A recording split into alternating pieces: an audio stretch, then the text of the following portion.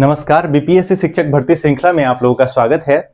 इस क्रम में आज हम लोग बीपीएससी को 40 दिन में कैसे निकालना है उसके बारे में हम लोग डिस्कशन करेंगे कि अगर जो स्टूडेंट इससे पहले अपीयर नहीं होने वाले थे और नए नोटिफिकेशन की वजह से वो लोग को मौका मिल रहा है इसमें अपीयर होने का, तो हम लोग देखेंगे कि वो लोग कैसे कर सकते हैं। और वैसे बच्चे जो बिहार के भी है और किसी कारणवश अभी फोकस्ड नहीं हुए थे, तो वो अगर अभी चाह रहे हैं कि हम 40 दिन में कैसे इसको निकालें, उसके बारे में हम लोग अभी डिस्कशन करेंगे कि 40 डे में क्या प्लान करना है। तो देखिए, जो भी स्टूडेंट एनसीईआरटी और एससीईआरटी पढ़ रहे थे तो वो अच्छी बात है, अब इसको थोड़े दिन के लिए स्टॉप कर दे। आप लोग लगातार एनसीईआरटी और एससीईआरटी से नहीं पढ़े। ये हम लोग जो प्लान डिस्कस कर रहे हैं वो 1 to 5 के लिए है, क्योंकि देखिए यहाँ पे एनसीईआरटी और एससीईआरटी से प्रश्न जो पूछे जाएंगे वो बहुत बेसिक लेवल के क्वेश्चन रहेंगे, ठीक है। और हम लोग को पता है कि बहुत स्टूडेंट जब ये पढ़ रहे थे या कर रहे थे तो उनको लगता था कि एनसीईआरटी और एससीईआरटी से ही प्रश्न आएंगे, है ना। तो ये बात बिल्कुल गलत है, क्योंकि आप वहां पे देखेंगे कि लिखा हुआ है कि एनसीईआरटी से न्यूनतम आहारता के संदर्भ में, यानी कि यहाँ पे क्या लिखा हुआ है, न्यूनतम आहारता कितना होता है 30%, 35%, यानी कि आपका कितना होगा।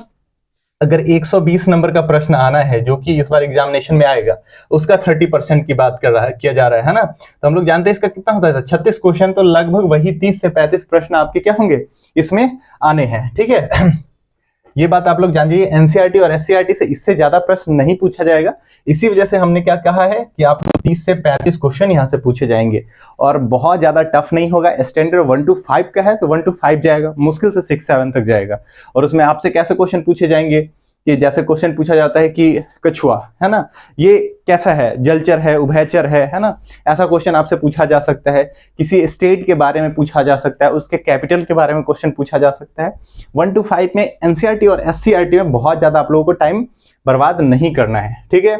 और यहाँ पे ऑन एन एवरेज जितने भी थोड़े भी स्टूडेंट जो पढ़े लिखे हैं और स्वाभाविक सी बात है सीटेट क्वालिफाई के हैं, तो उनको 1 to 5 के बारे में बेसिक नॉलेज होगा ही, तो वहां पे आप लोग को टाइम नहीं बर्बाद करना है।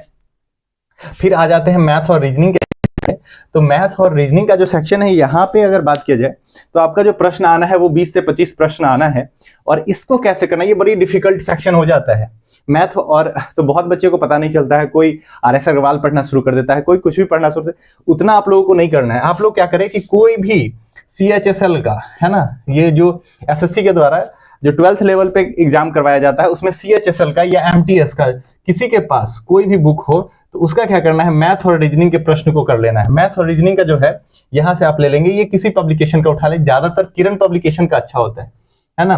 तो किरण पब्लिकेशन का आप क्या करेंगे, CHSL या MTS का, है ना, ये MTS 10th लेवल पे होता है और ये 12th लेवल पे होता है, इस पे आप लोग कर सकते हैं। बुक लेके आएंगे और प्रतिदिन 10-10 प्रश्न आपको दोनों से लगाना है ना। मैथ से भी क्वेश्चन आपको करते जाना है और 10 क्वेश्चन जो है रीजनिंग से भी करना है। तो ये चीज आप लोग देखेंगे। उसके अलावा हिस्ट्री का वेटेज काफी ज्यादा होता है, तो यहाँ पे हम हिस्ट्री को 10 से 12 या 15 मार्क्स यहाँ पे रखें, इस वजह से रखें क्योंकि इसका एक सेपरेट पार्ट है, इंडियन नेशनल मूवमेंट कर दिया है ना। तो आप लोग जानिए, Indian national movement modern history का पोर्शन हो जाता है, तो यहाँ तो 10 प्रश्न आने ही आने हैं, ठीक है। ये बात आप लोग याद रखेंगे। और यहाँ पे हम हिस्ट्री का सेगमेंट रखे हैं, एंशिएंट मेडाइवल से बहुत ज्यादा प्रश्न नहीं पूछा जाएगा, ज्यादातर मॉडर्न से ही पूछा जाएगा। तो ये आप लोग दोनों का वेटेज अगर मिला लिया जाए तो वेटेज है वो 25 से 30 नंबर रहना है। इंडियन नेशनल मूवमेंट वगैरह को मिला लिया जाए तो आपको 25 से 30 प्रश्न करने के लिए कम से कम इसमें अगर 100 से गुना कर लिया जाए यानी कि 3000 प्रश्नों पे कमांड होना चाहिए, ठीक है।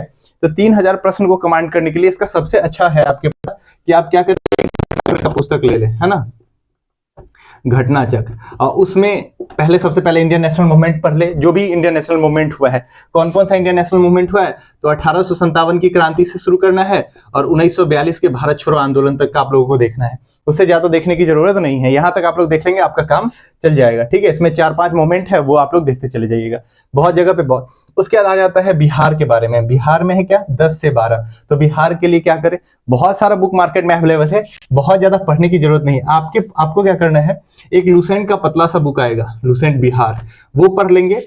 उसमें क्या करना है, उसमें भी आप लोग 2 चीज पे ज्यादा फोकस करेंगे, है ना। जहां पे आप लोग बिहार की उत्पत्ति की बात होगी, है ना, यानी कि यहाँ पे ज्यादा बिहार का जो डिमांड हुआ था 1905 के आसपास से शुरू हो गया था, है ना। तो यहाँ से आप लोग क्वेश्चन देखेंगे या बिहार में मॉडर्न वाला सेक्शन देखेंगे, यहाँ से आप लोग करके चले जाएंगे लुसेंट से, काम बन जाता है। अगर आप लोगों के अलावा, इसके अलावा तो इम्तियाज अहमद का बुक आता है, वो ऑब्जेक्टिव होगा, उसको पढ़ना है। सब्जेक्टिव बहुत ज्यादा करने की जरूरत नहीं है, जो लोग पहले से पढ़ते आ रहे हैं सब्जेक्टिव उनको दिक्कत नहीं, लेकिन अभी करना है तो आप लोग ऑब्जेक्टिव देखेंगे,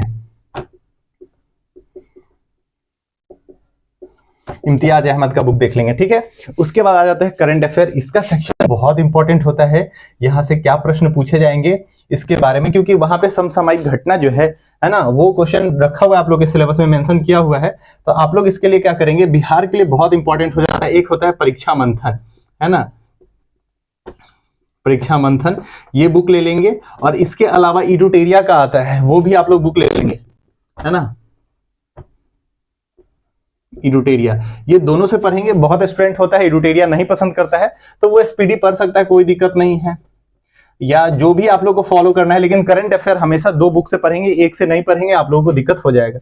साइंस, साइंस का जो सेक्शन है बीपीएससी में हमेशा महत्व रखा है, यहां से क्वेश्चन आएगा। साइंस में आप लोग जान रहे हैं ना, बायो, फिजिक्स और केमिस्ट्री, है ना, बायोलॉजी, फिजिक्स और केमिस्ट्री, भौतिकी आएगा, जीव विज्ञान आएगा और रसायन विज्ञान आएगा। इसके लिए अच्छा तो वही रहेगा कि आप लोग लुसेंट पढ़ ले, लुसेंट से सीधा सीधा क्वेश्चन आ जाता है, ठीक है। साइंस का सेक्शन में बहुत ज्यादा घुमावदार क्वेश्चन नहीं आएगा। देखिए लुसेंट में आप लोगों को क्या करना है, जो लोग लुसेंट मोटा वाला बुक पढ़ रहे होंगे ऑब्जेक्टिव वाला, उसमें बायो का लास्ट का 2-3 चैप्टर है वो करना है। केमिस्ट्री के साथ भी ऐसा ही है, 2-3 बड़ा चैप्टर है वो पढ़ना है। फिजिक्स थोड़ा बहुत पढ़ लीजिएगा आप लोग, बहुत ज्यादा समय नहीं लगेगा, इसको आप लोग कर सकते हैं। फिर आ जाता है ज्योग्राफी, पॉलिटी और इकोनॉमिक्स। इकोनॉमिक्स से आप लोगों का क्वेश्चन नहीं आएगा, ये आप लोग करंट से ही कर लेंगे। बच जाता है ज्योग्राफी और पॉलिटी, ठीक है।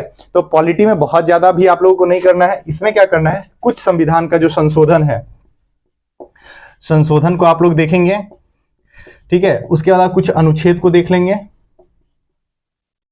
ठीक है। उसके बाद कुछ समिति वगैरह सब जो होता है, जो पार्लियामेंट्री जो बॉडी है वो किस तरह से काम करती है, उस चीज को आप लोग देख लेंगे, है ना। और थोड़ा बहुत जो इंपॉर्टेंट आप लोग को लगे, थोड़ा बहुत आप लोग आइडिया लेते ही होंगे, वो चीज आप लोग पढ़ सकते हैं।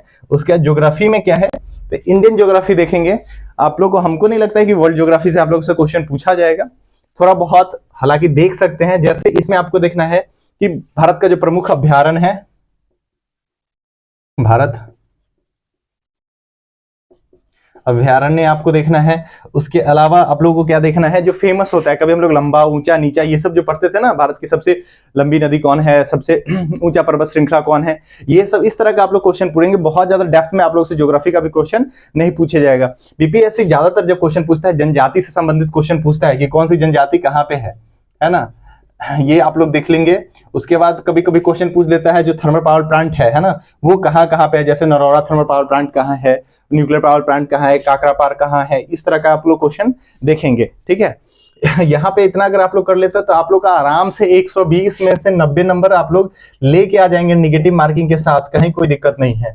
इतना आप लोग कर सकते हैं। अगर आप लोगों के पास टाइम लगता है कि चलिए ठीक है, हम इतना डिटेल में अलग अलग बुक को नहीं पढ़ सकते हैं क्योंकि हम लोग के पास उतना टाइम नहीं है, उसका भी सबसे आसान तरीका हम बता देते हैं।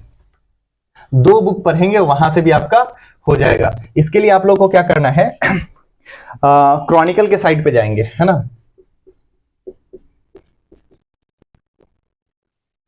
क्रॉनिकल के साइट पे जाएंगे और यहां पे आप लोग को मिल जाएगा बीपीएससी 1 to 5 का जनरल स्टडी का बुक, है ना, जनरल स्टडीज का बुक आपको यहां मिल जाएगा, वो कर लेंगे। इसका प्राइस 360 के आसपास है या 350 के आसपास, ये परचेज कर लेंगे, वहां पे कोई डिस्काउंट नहीं मिलेगा, सीधा आप लोग को लेना पड़ेगा। क्रॉनिकल का बुक ले सकते हैं, ये साइट पे चले जाएंगे, क्रॉनिकल मेंस के नाम से साइट होगा, ओके, वहां से आप लोग देख सकते हैं। ये नहीं तो अगर आप लोग कुछ नहीं समझ में आता है तो घटना चक्र का भी बुक पढ़ सकते हैं, जो कंबाइंड वाला आता है, जिसमें सारे सब्जेक्ट दिया हुआ है। घटना चक्र जो है, जिसमें ये सामान्य ज्ञान के नाम से आएगा, है ना, ये पॉइंटर भी होता है। तो यहाँ पे एक ही बुक में सारा दिया होगा, वो लेना है, सेपरेट वाला नहीं लेना है, नहीं तो आप लोग नहीं पढ़ पाइए, ये बात है। और इतना से आप लोगों का काम चल जाएगा। क्रॉनिकल पे जाएंगे तो यहाँ पे आपको हिंदी और इंग्लिश वो वाला भी आपको बुक मिल जाएगा, शायद उसका प्राइस 210 रुपया है, ठीक है। तो आप लोग 560 रुपया खर्चा करके ये दोनों बुक ले लेंगे, उसमें हर प्रकार का प्रश्न दिया हुआ है, आप लोग इतना कर लेंगे तो संभवतः आपका प्रश्न, क्योंकि देखिए अभी जिस सिचुएशन में आप है, सभी स्टूडेंट का वैसा ही सिचुएशन है, कोई ऐसा नहीं है कि कोई बाहर से आ गया है। कुछ स्टूडेंट ऐसे होते हैं जो जीनियस होते हैं, उनके पास अच्छा खासा नॉलेज होता है, तो उतना आप लोगों की करने की जरूरत नहीं है। और उसके अलावा अगर आप लोगों को कुछ नहीं लगता है, आप लोग आराम से पढ़ रहे हैं, कोई दिक्कत नहीं है, 2-3 घंटा निकाले और मेरे चैनल को ज्वाइन करें। वहां पे आप लोगों को कंप्लीट क्रैश कोर्स जो है 30 डे का, वो आप लोग को अवेलेबल करवा दिया जाएगा। लगभग 11,000 से ज्यादा क्वेश्चन जो है ऑब्जेक्टिव वो करवा दिया जाएगा। करंट अफेयर भी हम कोशिश करेंगे, हाँ, लेकिन वहाँ मैथ रीजनिंग हम नहीं करवा रहे हैं, क्योंकि अब हर सब्जेक्ट में मतलब है ना अपना पैर लगाना वो सही नहीं लगता है। इसी वजह से मैथ रीजनिंग आप लोग पढ़ सकते हैं कहीं से भी, और जो भी बेसिक चीज थी वो हम आपके सामने शेयर कर दिए हैं। ठीक है, तब तक के लिए धन्यवाद।